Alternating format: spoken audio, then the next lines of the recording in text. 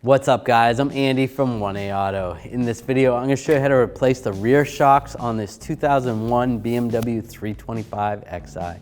If you need parts for your vehicle, click the link in the description and head over to 1AAuto.com. Alright, I want to loosen up the lug nuts or lug bolts. I'm going to use a 17mm socket and a breaker bar. Now with the vehicle lifted up, I'm going to take them off with the same socket and a ratchet. When I go to take the last bolt out, I'm just going to use the socket. I'm going to make sure I hold the wheel because I don't want the wheel to fall. Because once I take these lug studs out, the wheel's just going to fall. And grab the wheel, slide it off. Alright, I am going to crack this bolt free before I support this, but I do want to support this rear suspension before I take this shock off completely, otherwise it's going to drop significantly. That'll support the spring for the suspension. So I'm going to use an 18mm socket and a breaker bar. Loosen this bolt up. And it's pretty good. At least it's not frozen in there. Now I'm going to lower the vehicle and support it with a jack stand. Right, so I'm going to support it right here. I want to put it somewhere where it's not going to slip off. If you put it over here, you put it right here, just be careful to make sure it doesn't slip off. But if I put it right there, it's going to support it a little better and it shouldn't move. So I'll just lower it a little more. And that's good, just enough to support the suspension from going further down. From inside the trunk, your vehicle may have a battery cover. You may have to remove that. And there may be some clips in this panel right here, right there. This vehicle does not have those. So I'm just gonna peel this out, pull this away. Then you can access the top part of the shock right there. Now we're gonna take these two nuts on the sides out, and then we can take the whole shock out with the mount. I'm going to loosen these two nuts up. I'm going to use a 13mm socket and this air ratchet. We actually sell this from 1AAuto.com. You can use a regular ratchet, that would work fine. First I'm going to break the nuts free and then loosen them up.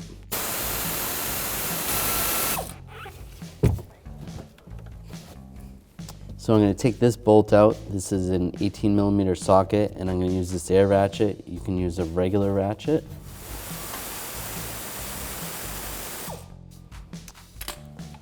Take that bolt out, and you can slide this shock right down.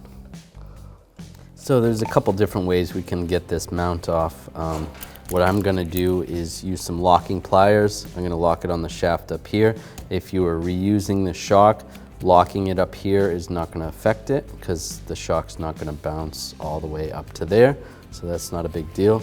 Or you could take a wrench, put a wrench on this nut, loosen it up, and then find another smaller wrench that fits on the end of this and try to take that off. The problem with that is a lot of times these strip out. So we'll do it this way. Lock those on there. Then I'm going to use this impact wrench and a 17mm socket. Take this off. There we go. Take the nut off. Then you should be able to take the locking pliers off. Should be able to take a hammer. This is really rusted. Normally this should just slide off, but I'll just take a hammer and knock it off.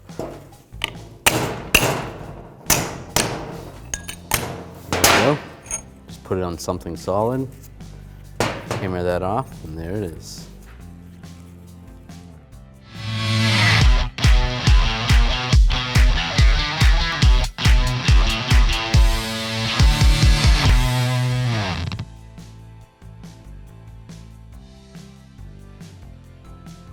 It's a good idea whenever you're replacing shocks to exercise the shock like 3 to 5 times. Just push it in, let it extend out, and do it again.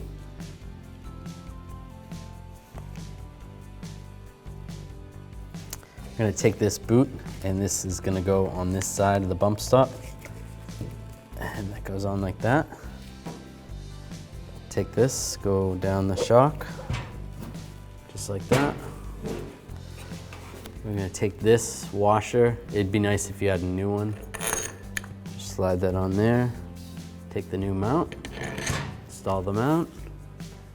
And then this washer is gonna go on the top like that. Take the nut, install the nut. Then I'm gonna take a 17mm ratchet wrench, put that on the nut. And then I'll just take a 6mm wrench and hold the shock from spinning, the stud. Tighten this up. And I'm gonna use a 17mm socket and a torque wrench. We sell this torque wrench at AWD.com. I'm gonna torque this nut to 21 foot-pounds. I can use a pry bar to prevent this from spinning. Just tighten this up. So when you're going to torque that nut, if you're having trouble with the shaft spinning, you can take some locking pliers. And because you're putting the locking pliers up high, the lower part of the shock is never gonna hit that. So don't be nervous. And I can torque this nut. From underneath, I'm gonna try to line the mount up top. There is a gasket that goes on top of here, so it's a good idea to replace that gasket. Slide that in position. And then I push up on the shock itself, take the bolt. You can put a little lubrication on the bolt to help you get it in properly.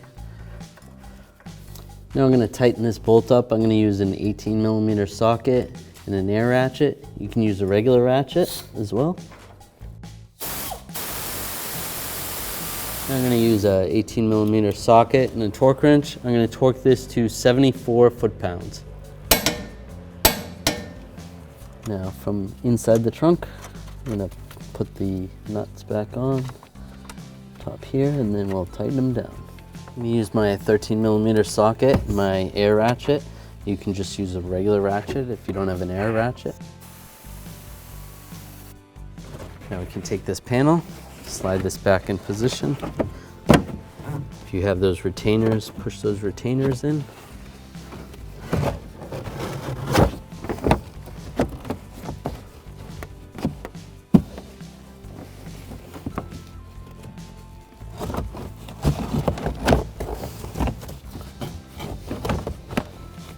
Slide that back just like that.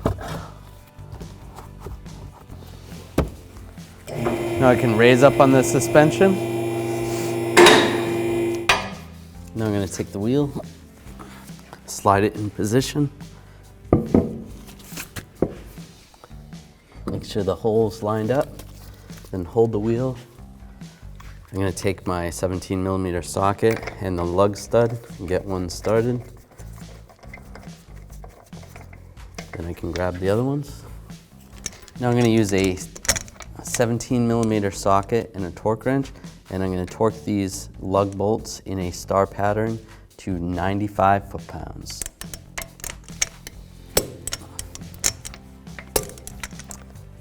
Go right around again, just make sure everything's tight.